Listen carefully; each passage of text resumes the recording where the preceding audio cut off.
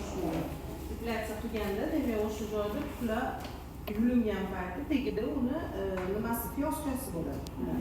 O'sha infeksiya tushgani hisobiga mana shunaqa karbonkulchalar, bir nechta gnoyli yaralar chiqishga boshlaydi. Yoki bo'lmasa follikulitlar paydo bo'ladi. Shuning uchun har deflyatsiyada aptekada sink degan maz bor. Rux deb yozib qo'yadi. Shuni ham ishlarga yuqib surib qo'ysak, mana shunaqa holatda kuzatilmaydi. Xo'p, kimda выделение normal holatda bo'ladi? Bizda menstrual sikl demak ikkita fazada 14 kungacha bitta follikula yetiladida 14 kuniga borib yoriladi. Kimdadir 28 kunlik sikl bo'lsa 14-kuniga, kimdadir 30 kunlik sikl bo'lsa 15-kuniga yoriladi. Yorilganda o'shani suyuqligi chiqadi. Прозрачный, hidsiz, rangsiz выделение bu normal.